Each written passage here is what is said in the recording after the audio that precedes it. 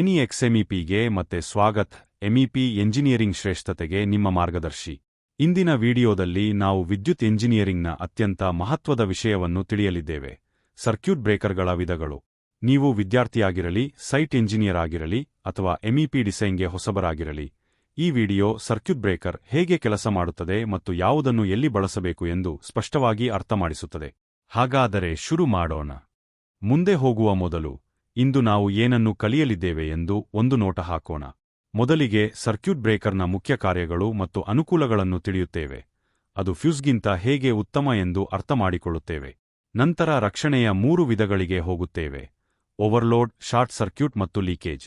ಅದರ ನಂತರ ಎಂಸಿಬಿ, ಎಂಸಿಸಿಬಿ, ಆರ್ಸಿಸಿಬಿ ಮತ್ತು ಆರ್ಸಿಬಿಒ ಈ 4 ವಿಧದ ಸರ್ಕ್ಯೂಟ್ ಬ್ರೇಕರ್ಗಳನ್ನು ವಿವರವಾಗಿ ಅಧ್ಯಯನ ಮಾಡಿ ಅಕ್ಕಪಕ್ಕ ಹೋಲಿಸುತ್ತೇವೆ. ಕೊನೆಯಲ್ಲಿ ಒಂದು ಸಂಕ್ಷಿಪ್ತ ಸಾರಾಂಶದೊಂದಿಗೆ ಎಲ್ಲವನ್ನೂ ಮನಸ್ಸಿನಲ್ಲಿ ಗಟ್ಟಿ ಮಾಡೋಣ. ಪ್ರಾರಂಭಿಸೋಣ. ಹಾಗಾದರೆ ಸರ್ಕ್ಯೂಟ್ ಬ್ರೇಕರ್ ನಿಜವಾಗಿ ಏನು ಮಾಡುತ್ತದೆ? ಅದರ ಮೊದಲ ಕೆಲಸ ನಿಮ್ಮ ಕೇಬಲ್ಗಳು ಮತ್ತು ವೈರಿಂಗ್ ರಕ್ಷಿಸುವುದು. ಯಾವುದೇ ದೋಷ ಸಂಭವಿಸಿದಾಗ ವೈರ್ಗಳು ಅತಿಯಾಗಿ ಬಿಸಿಯಾಗಬಹುದು, ರಕ್ಷಣೆ ಇಲ್ಲದಿದ್ದರೆ ಇನ್ಸುಲೇಷನ್ ಹಾಳಾಗಬಹುದು ಅಥವಾ ಬೆಂಕಿ ಹತ್ತಿಕೊಳ್ಳಬಹುದು. ಸರ್ಕ್ಯೂಟ್ ಬ್ರೇಕರ್ ಅದಾಗುವ ಮೊದಲೇ ವಿದ್ಯುತ್ ಸಂಪರ್ಕ ಕಡಿತಗೊಳಿಸುತ್ತದೆ. ಎರಡನೆಯದಾಗಿ, ಮೋಟಾರ್, ಉಪಕರಣಗಳು, ಯಂತ್ರಗಳಂತಹ ವಿದ್ಯುತ್ ಸಾಧನಗಳನ್ನು ಅತಿಯಾದ ಕರೆಂಟ್ನಿಂದ ರಕ್ಷಿಸುತ್ತದೆ. ಮೂರನೆಯದಾಗಿ, ಅಸಾಮಾನ್ಯ ಕರೆಂಟ್ ಪತ್ತೆಯಾದ ತಕ್ಷಣ ವಿದ್ಯುತ್ ಕಡಿತಗೊಳಿಸಿ ವಿದ್ಯುತ್ ಬೆಂಕಿ ತಡೆಯುತ್ತದೆ. ಜನರ ಸುರಕ್ಷತೆ ಸುಧಾರಿಸುತ್ತದೆ ಮತ್ತು ಮುಖ್ಯವಾಗಿ ದೋಷವಿರುವ ಸರ್ಕ್ಯೂಟ್ ಮಾತ್ರ ಬೇರ್ಪಡಿಸುತ್ತದೆ. ಉಳಿದ ವ್ಯವಸ್ಥೆ ಸಾಮಾನ್ಯವಾಗಿ ಕೆಲಸ ಮಾಡುತ್ತಲೇ ಇರುತ್ತದೆ.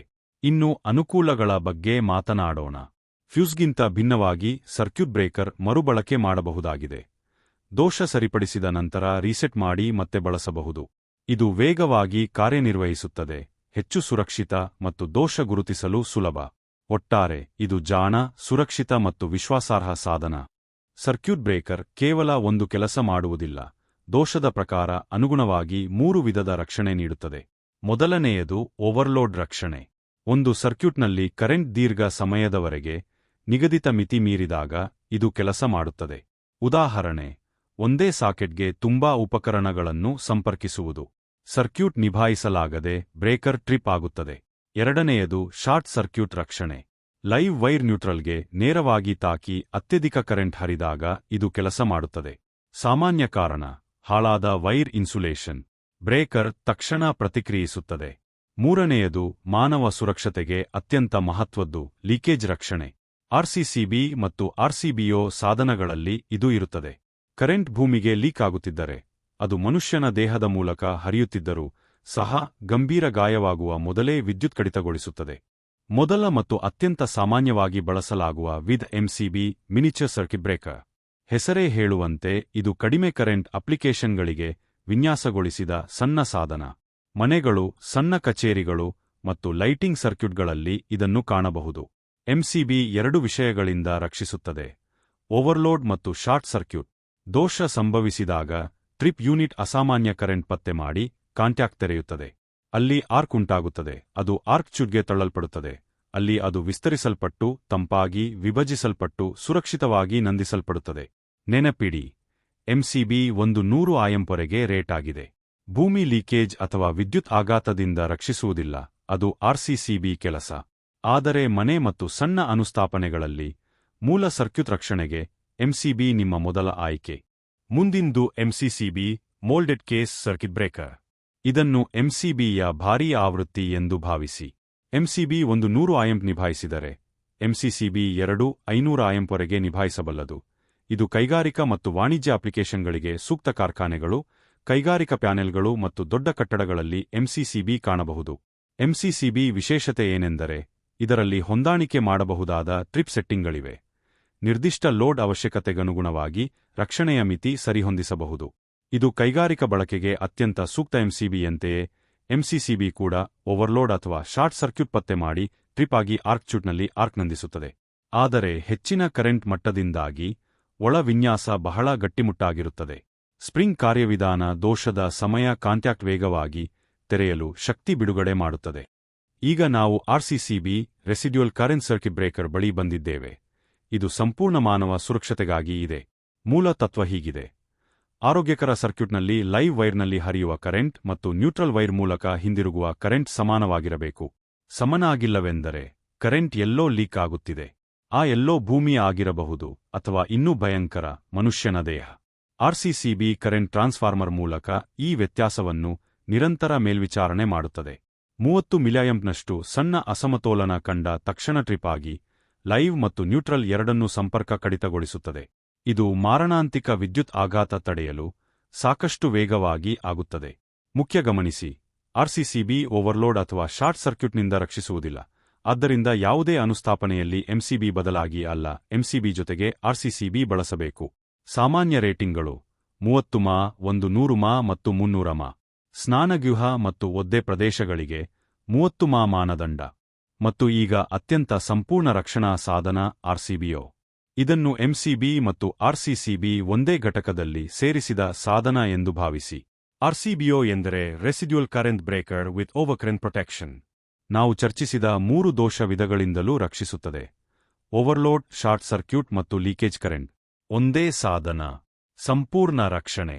ಒಳಗಿನ ಕಾರ್ಯ ಹೀಗಿದೆ: ಥರ್ಮಲ್ ಅಂಶ ಬೈಮೆಟಲ್ ಪಟ್ಟಿ ನಿಧಾನ ಓವರ್ಕರೆಂಟ್ ಪತ್ತೆ ಮಾಡಿ ಬಾಗಿ ಟ್ರಿಪ್ ಮಾಡುತ್ತದೆ. ಎಲೆಕ್ಟ್ರೋಮ್ಯಾಗ್ನೆಟಿಕ್ ಕಾಯಿಲ್ ತಕ್ಷಣದ ಶಾರ್ಟ್ ಸರ್ಕ್ಯೂಟ್ ದೋಷ ನಿಭಾಯಿಸುತ್ತದೆ. ಆರ್ಸಿಸಿಬಿ ಭಾಗ ಕರೆಂಟ್ ಟ್ರಾನ್ಸ್ಫಾರ್ಮರ್ ಬಳಸಿ ಲೈವ್ ಮತ್ತು ನ್ಯೂಟ್ರಲ್ ನಡುವಿನ ಅಸಮತೋಲನ ಮೇಲ್ವಿಚಾರಣೆ ಮಾಡಿ ಲೀಕೇಜ್ ಪತ್ತೆಯಾದ ತಕ್ಷಣ ಟ್ರಿಪ್ ಮಾಡುತ್ತದೆ. ಆಧುನಿಕ ಡಿಸ್ಟ್ರಿಬ್ಯೂಷನ್ ಬೋರ್ಡ್ಗಳಲ್ಲಿ ಆರ್ಸಿಬಿಒ ಹೆಚ್ಚು ಮಾನದಂಡವಾಗುತ್ತಿದೆ, ಏಕೆಂದರೆ ಇದು ಜಾಗ ಉಳಿಸುತ್ತದೆ, ವೈರಿಂಗ್ ಸಂಕೀರ್ಣತೆ ಕಡಿಮೆ ಮಾಡುತ್ತದೆ ಮತ್ತು ಪ್ರತಿ ಸರ್ಕ್ಯೂಟ್ಗೆ ಸಂಪೂರ್ಣ ರಕ್ಷಣೆ ನೀಡುತ್ತದೆ. ಇಂದು ಡಿಬಿ ಪ್ಯಾನೆಲ್ ವಿನ್ಯಾಸ ಮಾಡುತ್ತಿದ್ದರೆ ಆರ್ಸಿಬಿಒ ಆಯ್ಕೆ ಬಹಳ ಜಾಣತನದ್ದು. ಈಗ ಎಲ್ಲವನ್ನೂ ಒಂದು ಹೋಲಿಕೆಯ ಮೂಲಕ ಒಟ್ಟಿಗೆ ತರೋಣ. ಕೋಷ್ಟಕ ನೋಡೋಣ. ಎಂಸಿಬಿ ಓವರ್ಲೋಡ್ ಮತ್ತು ಶಾರ್ಟ್ ಸರ್ಕ್ಯೂಟ್ ರಕ್ಷಣೆ ನೀಡುತ್ತದೆ.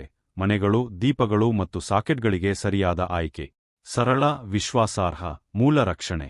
ಎಂಸಿಸಿಬಿ ಹೆಚ್ಚಿನ ಕರೆಂಟ್ ಸಾಮರ್ಥ್ಯ ಮತ್ತು ಹೊಂದಾಣಿಕೆ ಟ್ರಿಪ್ ಸೆಟ್ಟಿಂಗ್ ಹೊಂದಿದೆ. ಕೈಗಾರಿಕೆ, ಮೋಟಾರ್ ಮತ್ತು ದೊಡ್ಡ ಪ್ಯಾನೆಲ್ಗಳಿಗೆ ಸೂಕ್ತ ಭಾರೀ ರಕ್ಷಣೆ. ಆರ್ಸಿಸಿಬಿ ಕೇವಲ ಲೀಕೇಜ್ ರಕ್ಷಣೆ ನೀಡುತ್ತದೆ, ಓವರ್ಲೋಡ್ ನಿಭಾಯಿಸುವುದಿಲ್ಲ. ಆದರೆ ಒದ್ದೆ ಪ್ರದೇಶ ಮತ್ತು ಮಾನವ ಸುರಕ್ಷತೆಗೆ ಇದಕ್ಕಿಂತ ಉತ್ತಮ ಏನೂ ಇಲ್ಲ. ಆರ್ಸಿಬಿಒ ಎಲ್ಲ ಅಂಕಗಳಲ್ಲೂ ಉತ್ತೀರ್ಣ: ಓವರ್ಲೋಡ್, ಶಾರ್ಟ್ ಸರ್ಕ್ಯೂಟ್ ಮತ್ತು ಲೀಕೇಜ್. ಒಂದೇ ಸಾಧನದಲ್ಲಿ ಸಂಪೂರ್ಣ ರಕ್ಷಣೆ. ಆಧುನಿಕ ಡಿಬಿ ಪ್ಯಾನೆಲ್ಗಳಿಗೆ ಸೂಕ್ತ ಸೈಟ್ನಲ್ಲಿ ಅಥವಾ ವಿನ್ಯಾಸ ಸಮಯದಲ್ಲಿ ಬ್ರೇಕರ್ ಆಯ್ಕೆ ಮಾಡುವಾಗ ಯಾವಾಗಲೂ ಕೇಳಿಕೊಳ್ಳಿ: ನಾನು ರಕ್ಷಿಸಲು ಹೊರಟಿರುವುದು ಏನನ್ನು, ಉಪಕರಣ, ಕೇಬಲ್ ಅಥವಾ ಜನರನ್ನು?